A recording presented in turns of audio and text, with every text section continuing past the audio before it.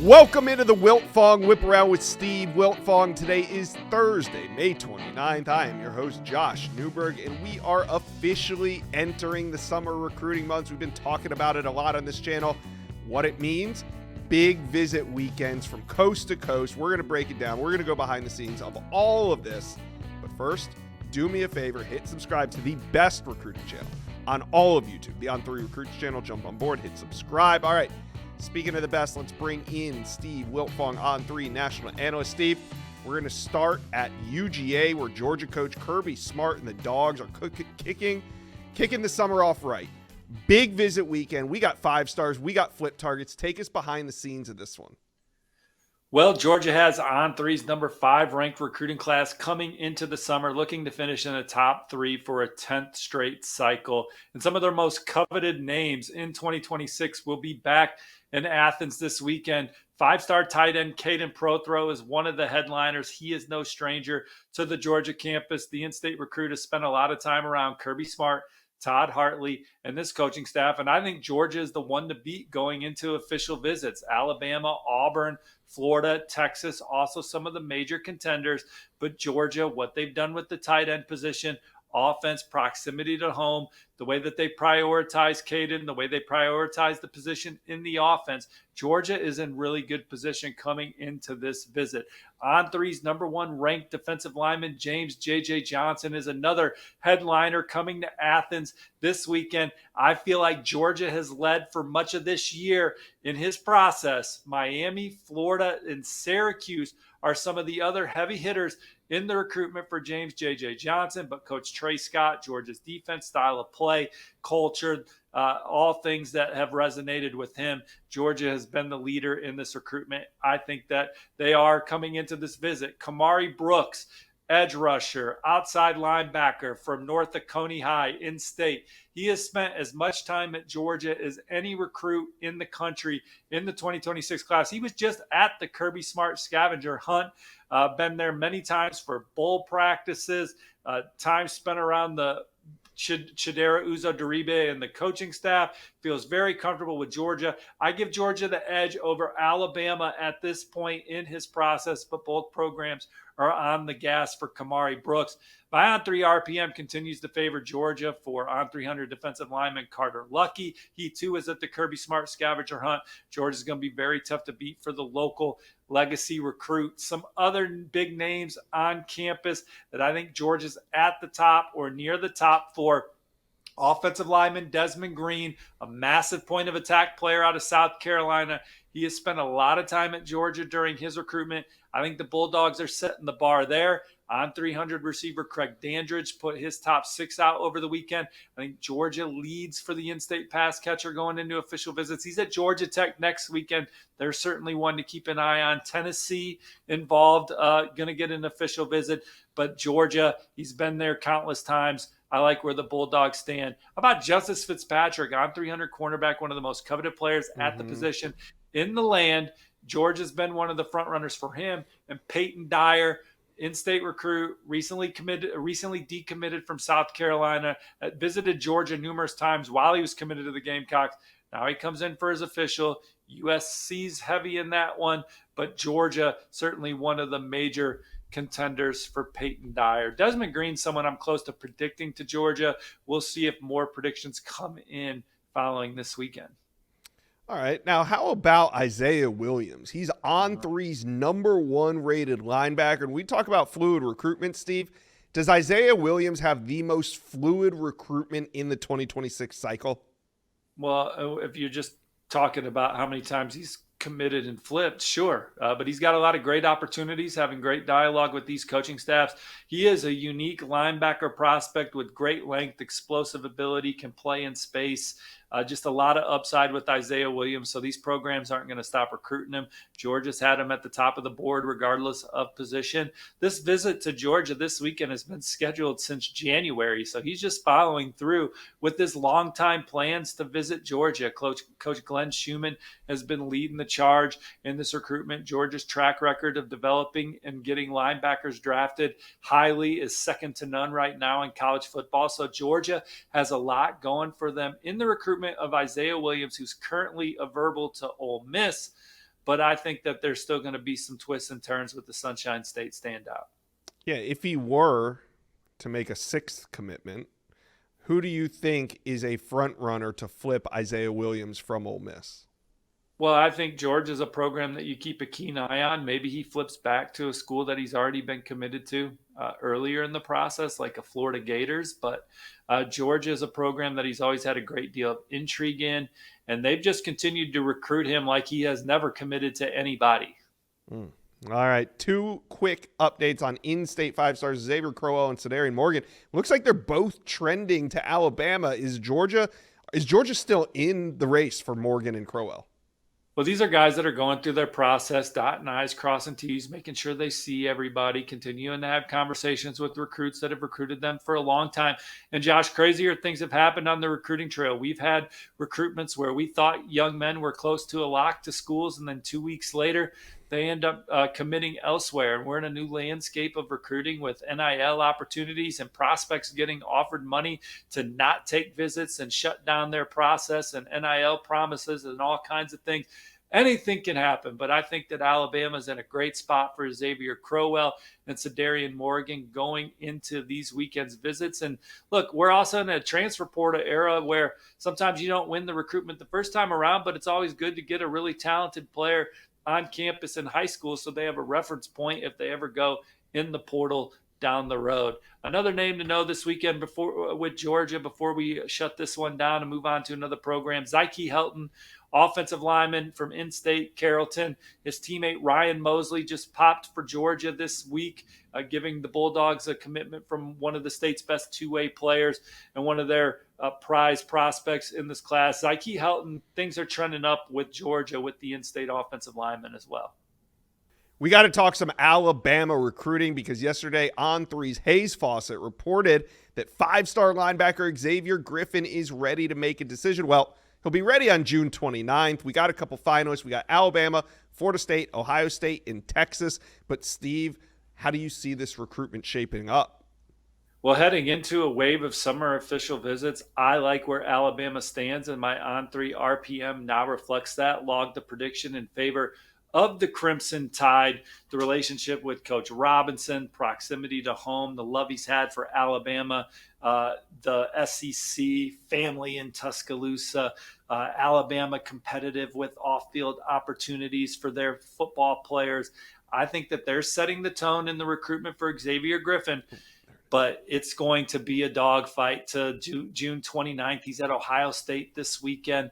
The Buckeyes are a program that's always kind of lied in the weeds and been one to watch for Xavier Griffin. He's got a great relationship with the coaching staff at Florida State, feels very comfortable around them. We know they're armed from an NIL capacity. And then Texas, heartbreak you for some of these programs last cycle as they went on the finish with the number one class in the country. There was a time where five-star Justice Terry looked like he was headed to Georgia.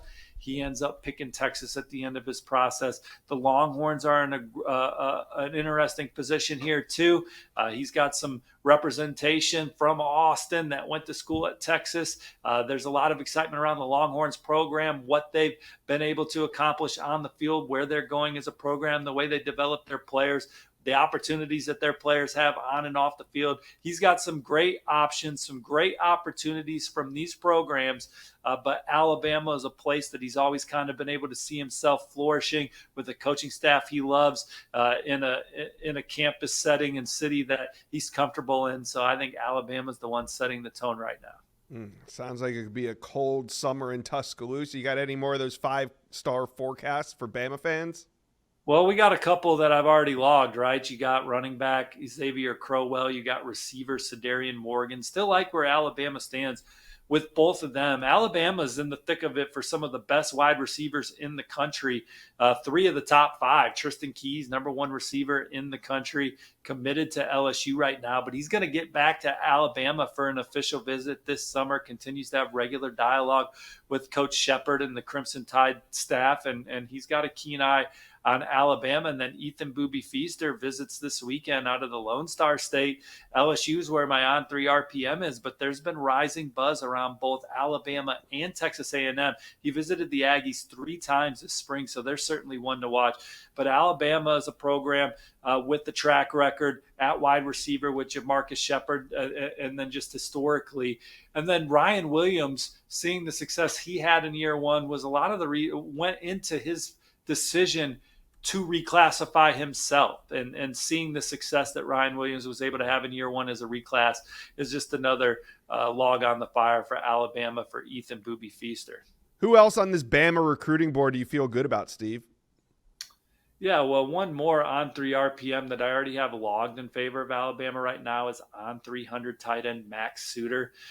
He's looking at a few other schools, Ole Miss, Penn State, Ohio State, to name Illinois, certainly, to name a couple of those other programs in the mix. But I continue to like where Alabama stands, and my on 3 RPM has not changed. They're hoping to make a big move with 5-star safety Jet Washington this weekend. He's back for a third time on an official visit. 5-star corner Brandon Arrington comes on June 13th. There's been times where Alabama has looked like one of the front runners for Brandon Arrington in his process. So he's another 5-star to kind of keep on the list. And then Anthony Tank Jones, the number 1 player in the state per on 3, 5-star edge rusher out of Mobile, Alabama. I have not predicted the Crimson Tide, but I would give them the inch in this recruitment. He's at Miami this weekend.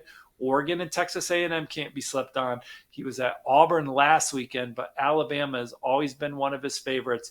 So when you talk about the names that we just mentioned regarding Alabama, if they can close the majority of those guys, which is certainly very feasible, it could be Alabama, Kalen DeBoer and company signing the On3 Industries #1 ranked recruiting class in 2026. Let's talk a little Clemson Tiger recruiting, Steve. Massive visit weekend for Dabo Swinney and his staff. Over 20 recruits on campus. Break it down for us. Clemson football recruiting, they recruit in surges collectively as a program. They have that big recruiting weekend in the spring where they host their top targets. They have their one big official visit weekend this weekend where they bring back uncommitted and committed 2026 recruits that they want to bring together collectively, like-minded individuals, their families, get them all together around Dabo Swinney and that coaching staff, make everybody feel comfortable with the program, and get them all in the boat these 2 big weekends, that spring visit and then this summer official visit weekend. And then on June 1, they're going to offer their top targets in the 2027 class. That's when they put out their offers for the next wave of prospects, unless you're a guy like Sammy Brown, who might get an offer before their pegged first day of offering their top targets in the next class.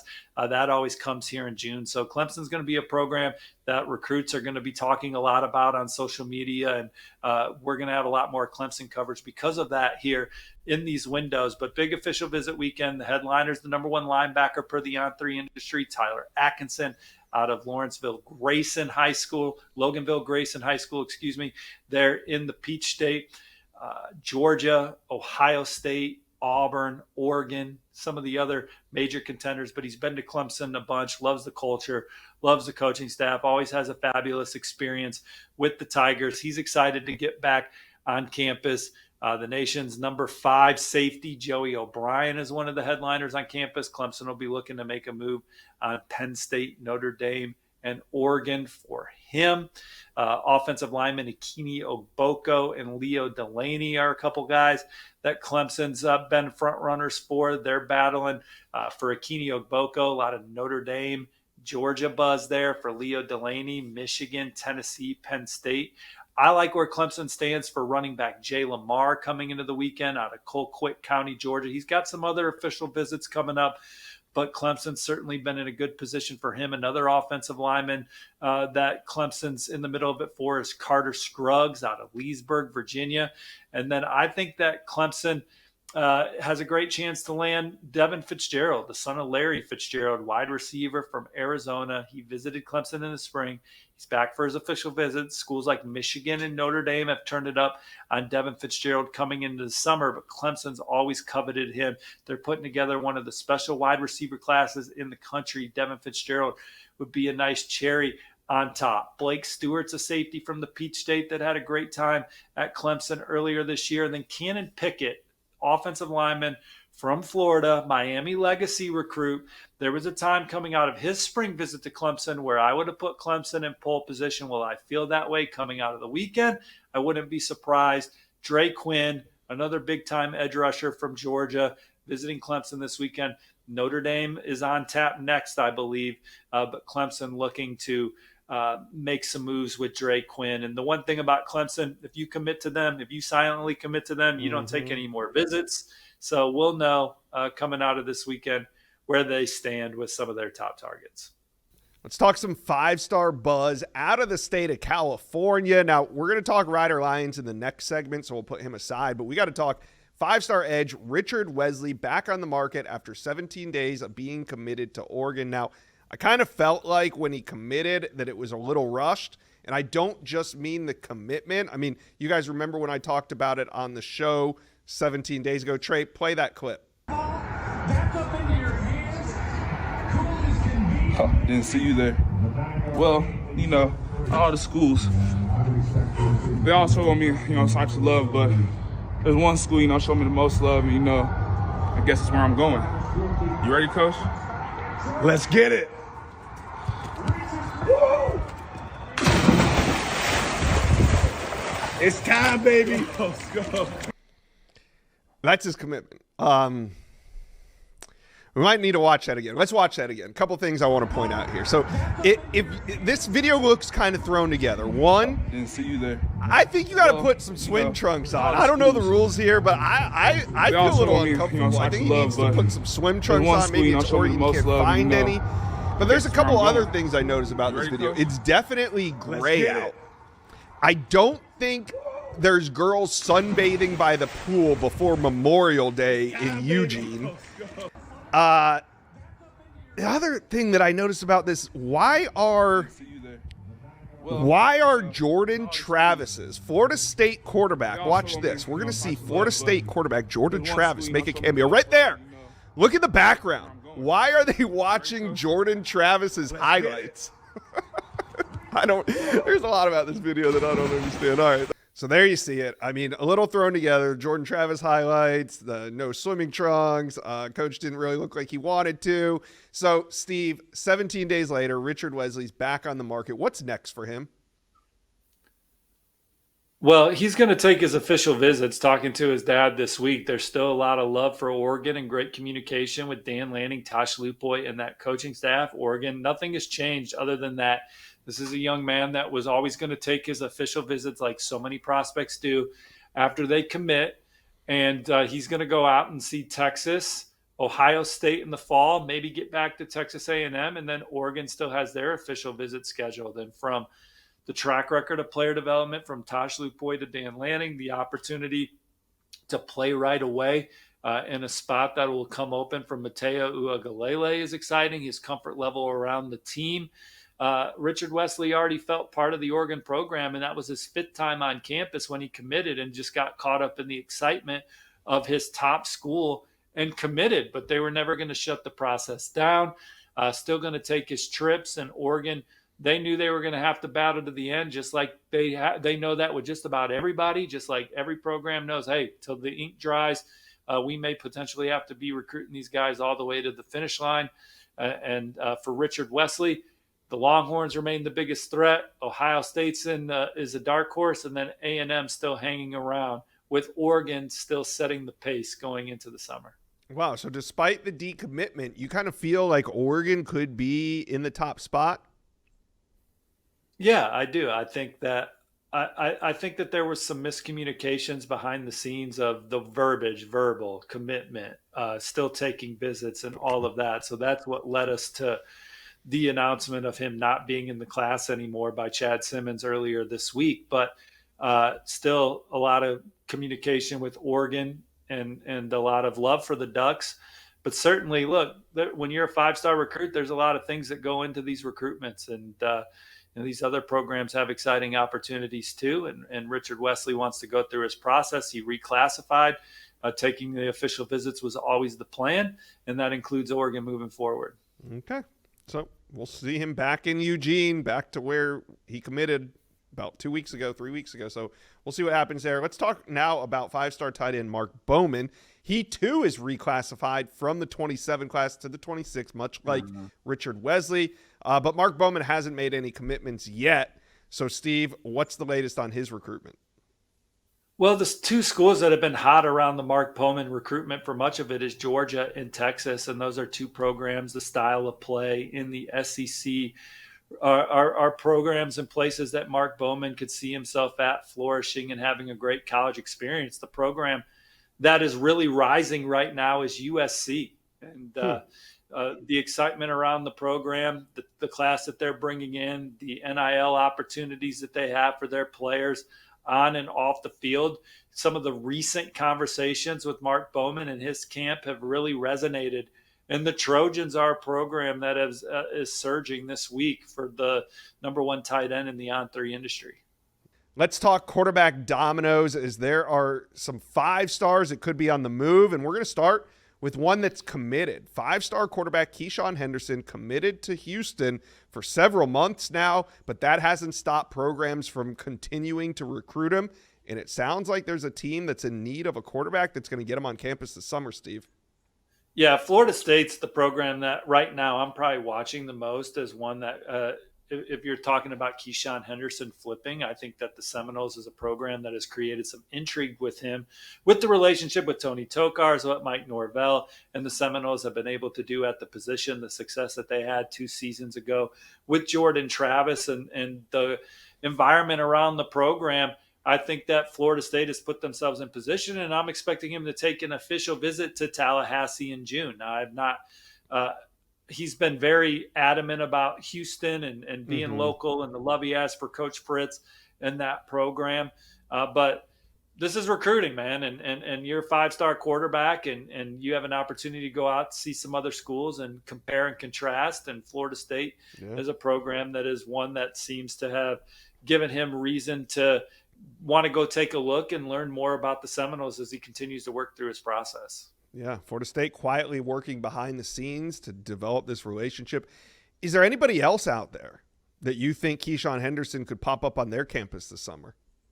Well, I think a lot of schools have been trying to recruit Keyshawn Henderson, and some of those schools have other targets that they're more involved with right now.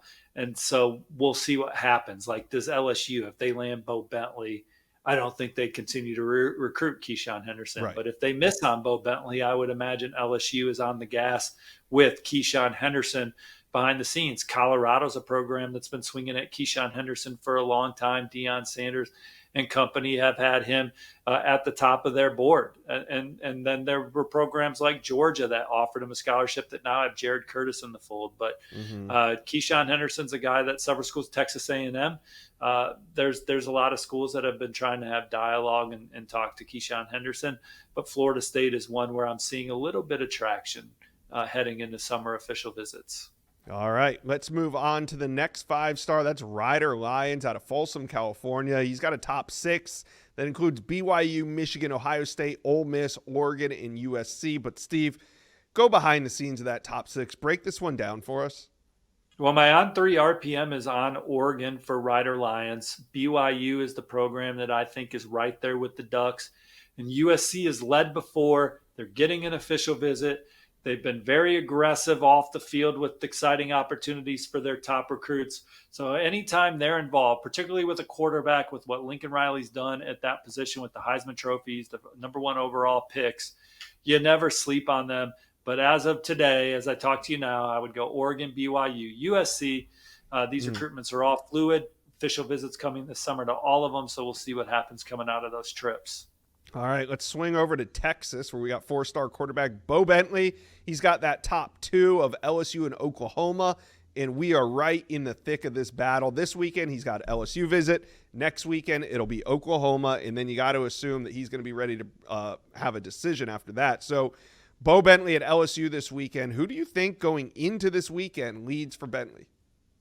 Well, the buzz has been picking up around LSU, so they're more than a dark horse in this recruitment. Oklahoma is a school he obviously grew up rooting for, spent a lot of time in Norman, visited there twice as a recruit. Coach Arbuckle, his track record, he's one of the hottest coordinators in college football right now. John Mateer's there at Oklahoma. The Sooners hit big in the portal. They're hoping that resonates on the field this fall. But LSU, the Heisman Trophy winners, the offense, the way they pour and invest in their quarterbacks, Nussmeier coming back as a Heisman dark horse this year. No quarterback. If Joe Sloan's recruiting you, his relationship's going to be as strong as anybody else in the field. He had a great visit to LSU, loves the way that the fans support all of their programs, not just football. LSU's got a great chance to land Bo Bentley. Oklahoma, all of a sudden, it's like that's the school he's always wanted to go to, but there maybe is a new flavor of the month that's more exciting right now. Yeah. So they got to get him back next weekend. We'll see how that all goes. All right, let's now move our attention to four-star quarterback Landon Duckworth, who it looks like right now you could pencil him into Ole Miss's class, and he takes that official visit on June 20th. But are there any teams that could maybe sway him before that June 20th official visit to Ole Miss? Sure, and his recruitment's been fluid, right? He was a former South Carolina commit. The Gamecocks are still all in. They have Lenoris Sellers under center, one of the guys that you got to look at for the Heisman Trophy. It's been a program on the rise under Coach Beamer and company. They do a great job of recruiting top targets, so they're still involved. And then you have Florida State, Gus Malzahn. He was a program when he was the head coach at UCF. They were trending for Landon Duckworth for a little bit. Looked like he was going to end up with UCF, so there's a trust there. He loves what Malzahn's done historically in football, so Florida State is in there. And then he visits Auburn this weekend. They landed Deuce Knight last year. There's a standard in the room. Landon Duckworth visiting this weekend, so Auburn gets their swing. All right. Now, as the QB dominoes fall, we're going to see recruitments impact other recruitment. So then you got quarterbacks like an Oscar Rios, Jaden O'Neal, Matt Ponatoski. How do these quarterbacks, how are they affected by the way that these dominoes could fall? Well, Rios and Ponatoski are interesting because Kentucky's a front runner for both of them right now. So first come, first serve deal, but they both have visits planned. Ponatoski's playing baseball right now. He's got all that going on. Oregon's a school that he's intrigued in, but if Ryder Lyons were to commit to Oregon before Matt's ready to make a decision, does Oregon just say we're not taking a 26, even though Ryder's technically a 27? So there's still big decisions to be made, still some dominoes and chips out there, but Oregon can't cash in on Ryder Lyons, so they don't know if they're getting him, so they have to recruit Ponatoski, and they're excited about him, and they went and saw him, and their baseball team's excited about him. They're going to try and bring him out to campus this summer. So there's still moving parts. And then you got Alabama, right? They don't have their quarterback committed. They've offered Ponatoski. They're getting Jet Tamala, Iowa State's commit, on campus this weekend. Jet Tamala is at Iowa State next weekend for his official visit. Then he's going to make his final decision. But if Alabama misses on Jet Tamala, they still have Matt Ponatoski in play. But where do they go next? Do they get into the Landon Duckworth sweepstakes? And I'm speculating there. Obviously, he's in state. They've been able to evaluate him. They know about him as much as anybody in the country. But where do they go? Who do they try and flip? Guard your quarterbacks. They flipped Keelan Russell last year. They've shown the chops to be able to flip a prize quarterback. So those are some of the interesting ones out there. Luke Fahey is a sneaky name out there right now. He's visiting Stanford this weekend. Then he's at Indiana. I would maybe give the edge to the Hoosiers. But Ohio State is picking up steam. It's a dream school for him and his parents. He's taking his official visit to Ohio State the weekend of June 20th. So those programs are heavily in the mix for Luke Fahey out of Mission Viejo. All right, so we'll have to see how these quarterback dominoes fall. What do you guys think will be the biggest move we see as it comes to these top 10 quarterbacks? Let us know. Comment section below. And that will do it for today's episode of the Wiltfong Whiparound. Thanks for tuning in. We will be back next week to break down all the happening from the trails. If you missed it earlier this week, go check out the Wiltfong Whiparound and the Inside Scoop as we break down big visit weekends coming up for Alabama, LSU, Miami, Ohio State. We talked about Georgia and Clemson on this episode, among other things. Have a great weekend. We'll see you next week.